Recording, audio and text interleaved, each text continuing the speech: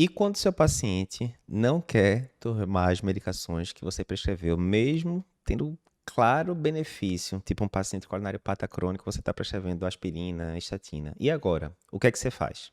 Essa daqui é a dúvida da nossa aluna Poliana. Poliana é aluna do curso de consultório Cardio Papers. E ela pergunta, eu vou resumir, né, porque é um quadro longo. Mas, ó, tô com um paciente portador de hipertensão, intolerância à glicose, coronariopata, e ele optou por não usar beta-bloqueador e aspirina. Disse que a aspirina interferiu em relação à relação sexual, né? Pouco provável, enfim. Disse que o beta-bloqueador interferiu em libido, etc. Mesmo ele tendo isquemia na cintilografia miocárdica, tendo lesões graves no CAT, foi optado por tratamento clínico, a hemodinâmica disse que não tinha indicação de intervenção, enfim.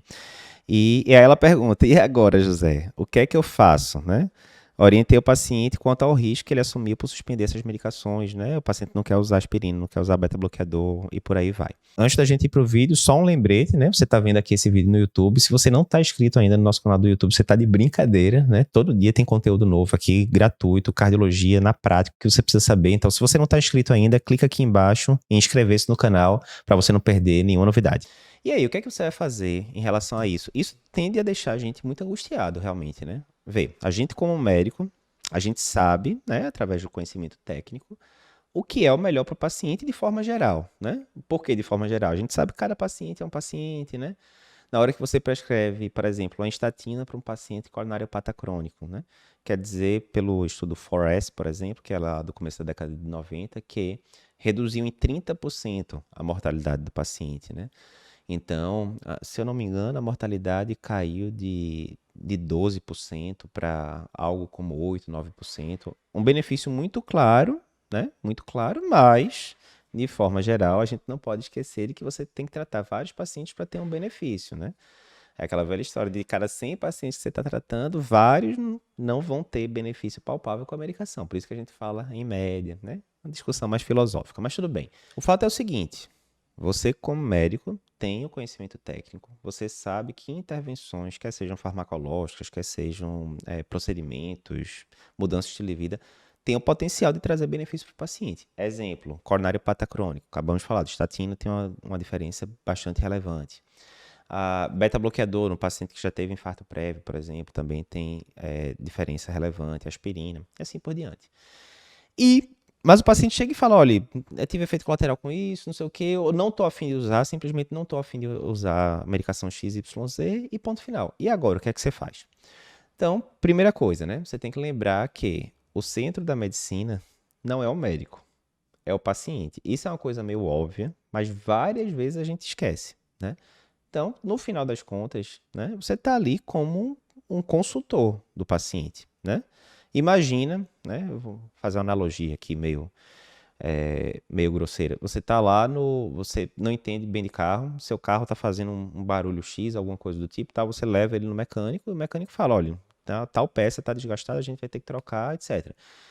Ele vai lhe forçar a trocar a peça? Não. Ele está dizendo, olha, eu tenho expertise técnico, o melhor caminho é esse, o cliente vai seguir o caminho se quiser ou não. Se ele não quiser, ele pode assumir o risco da peça dar bronca de vez e o carro parar no meio da rua, né? Enfim. Então, é um fato. É assim que funciona. Em medicina, você vai dizer, não, Eduardo, você está dizendo que medicina e mecânica é a mesma coisa. Não, óbvio que não são coisas diferentes, mas a analogia é muito parecida, né? Você vai dar o conhecimento técnico para o paciente, porque você demorou décadas, anos ou décadas, às vezes, para ter aquele conhecimento. O paciente, né? Tem Google, tem tal. A gente sabe que por mais informação que tenha na internet, uma coisa é informação. O estudo X mostrou isso. Outra coisa é conhecimento e sabedoria. Você realmente saber filtrar aquilo, saber o que é que funciona, o que é que não funciona, né? Na hora que a gente procura um especialista, qualquer que seja, a gente quer que ele filtre aquele conhecimento todo pra gente e diga, olha, o caminho, né, que tem maior chance de sucesso é esse. Você vai lá no mecânico, ele vai falar, olha, essa peça aqui tá ruim, você não precisa estudar isso, eu já fiz isso para você, por isso você tá me pagando, né, para economizar seu tempo, e tem que trocar a peça X, o custo é esse, tal lá. E você vai lá e decide se vai fazer ou não. Quando a gente vai para arquiteto, mesma coisa, olha, eu queria botar aqui uma coisa, né, uma decoração assim, eu queria que o ar-condicionado fosse ali, fizesse um vento assim assado. A arquiteta vai chegar e vai dizer, olha, desse jeito não vai dar certo, a gente teria que fazer isso. Então ela detém o conhecimento, ela vai lhe dizer o caminho, mas se você quiser chegar e falar tudo ao contrário, não, não quero saber, eu quero que fique do jeito que eu queria ali, ela vai falar, ok, não vai ficar tão bom, né, mas segue o jogo. E em medicina não é diferente. Você está numa situação onde você tem um paciente de um lado que não é detentor do conhecimento técnico, né, a princípio, e você tem um médico do outro lado que é detentor do conhecimento médico. Ok, você está servindo ao paciente, você está mostrando o caminho das pedras. Exemplo, Dona Maria, a senhora tem coronariopatia, a senhora já teve infarto prévio, então a senhora deveria usar a estatina almejando um LDL menor do que 50, porque o estudo XYZ mostrou benefício com isso, deveria usar aspirina assim, assim, assado, deveria fazer atividade física, largar o cigarro, e você vai dando toda a evidência científica que tem ali por trás, né? Todo o conhecimento acumulado ao longo de décadas sobre aquele assunto, de forma sucinta ali para o paciente, de uma forma que o paciente consiga entender os benefícios daquilo, né? E aí vem o primeiro ponto. Você tem certeza que você conseguiu traduzir o que você sabe para o paciente, né? O médico muitas vezes ele é muito bom em falar, mas ele não é bom em ouvir e em colher feedback do paciente, né? Tem uma brincadeira que o pessoal fala: é possível você ensinar um cachorro a cantar ou a falar? É possível. No final das contas, não vai chegar em lugar nenhum, porque a gente sabe que o cachorro não é capaz, né? Fisiologicamente de fazer isso. Mas você ensinou, você deu lá a aula pro cachorro, tal, você falou, olha, para falar você tem que fazer isso, para cantar você tem que fazer aquilo. Você falou muito, mas o cachorro não compreendeu nada e ele nem tem a capacidade, né, de gerar ações, fonemas, enfim. Então, a gente tem que lembrar sempre disso. O que eu estou falando para o paciente foi compreendido do outro lado? E muitas vezes a gente vê o pessoal falando de forma muito técnica com o paciente, né? Olha, então você vai usar aqui a aspirina que vai atuar ali no ácido araquidônico e etc. E você vai usar a estatina que vai atuar ali na HMG com a redutase, etc. E o paciente não está entendendo nada daquilo e tal. Então, você conseguiu falar de forma clara e o paciente lhe deu o feedback, conseguiu entender os benefícios daquilo que você está propondo para ele? Primeira coisa. Como é que você pode saber isso? Estou falando com o Sr. José. Sr. José, eu falei agora que o senhor precisa tomar algumas medicações, né? O senhor pode dizer para mim o que é que o senhor entendeu dessa conversa? Quais os benefícios que o senhor acha que vai ter com isso, com aquilo?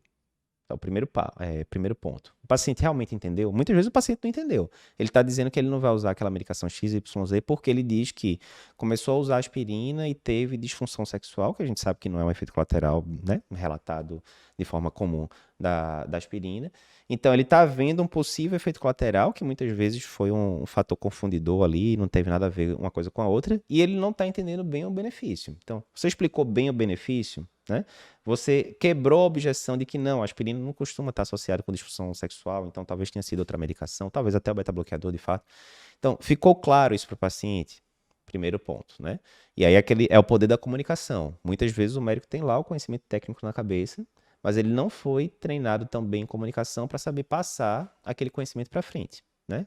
E aí concordemos, adianta de muito pouco você ter o conhecimento na sua cabeça, mas você não se fazer claro para o paciente, para ele entender os benefícios todos.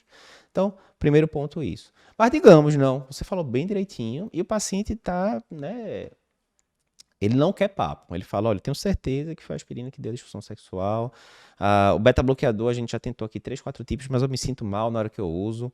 A estatina, eu acho que meu cabelo tá caindo e, enfim, ele diz que não vai usar e ponto final. E você argumentou e tentou, né, trocar uma estatina por outra. E ele não quer papo, ele não vai usar nada disso, você tá passando e tal, e pronto. O que é que você pode fazer? É aquela velha história, né? É uma relação de troca mútua. O seu papel é passar para o paciente os benefícios, etc, etc, se fazer entender e passar a parte técnica, né? O paciente, no final das contas, vai decidir se ele vai seguir aquele caminho ou não. E ele tem direito a isso, né?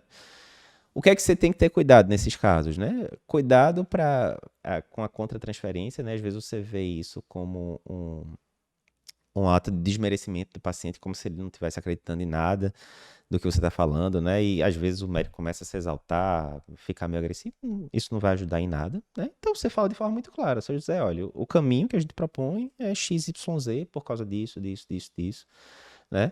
Vê o feedback do paciente, vê se ele entendeu o que é que está sendo falado, Ah, entendeu e não quer usar por teimosia mesmo, né? E aí você pode saber também que você tem o direito, né? Você não está numa situação de urgência, de emergência. Então, se você está achando que é um paciente rebelde, que entendeu o que você está falando, mas mesmo assim não quer cumprir nada, etc., e você está achando que você está gastando aquele tempo da consulta ali para não prover nenhum valor para o paciente, já que ele não está seguindo nada que você vai prescrever, você pode falar também, olha, talvez seja interessante sim eu procurar, né, uma segunda opinião, um outro médico, já que, infelizmente, eu não estou conseguindo lhe ajudar. Isso em última instância, né? Não me lembro nenhuma vez que eu tive que fazer isso com o paciente, não. Mas em última instância também está na mesa, né, esse tipo de discussão. Então, resumindo, é um tema que é espinhoso, né? Você passar você ter o conhecimento técnico e dá uma sensação ali, né, de incapacidade para o médico, porque, pô, eu tenho conhecimento técnico, né? Eu trato o meu paciente como se fosse uma pessoa querida minha, um parente, alguma coisa. Eu sei o que é que eu posso prover para ele ter uma evolução melhor e ele parece estar fazendo um vídeo de mercador. Então você tem que fazer esse checklist. Me fiz compreender adequadamente quais são as objeções que o paciente está dizendo. Eu já tentei quebrar essas objeções da forma mais adequada possível e tal. Mas vai ter alguns pacientes raros que vai ser pura teimosia, vai dizer não vou usar nada daquilo. E aí você tem que ver se vai fazer sentido manter o relacionamento médico-paciente se você não está conseguindo prover benefício para aquele paciente depois dessa discussão toda. É isso, tema interessante. Olá, que bom que você gostou desse vídeo que acabou de ver, um videozinho mais curto. Se você tem interesse em outros vídeos curtos do Cardio Papers, eu vou te indicar esse daqui. Muita gente já assistiu e gostou. E se você quiser ver o podcast que deu origem a esse vídeo que você acabou de ver, né? Esse vídeo é um corte. Para ver o episódio completo, clica aqui na esquerda e você vai conseguir ver o episódio completo do podcast.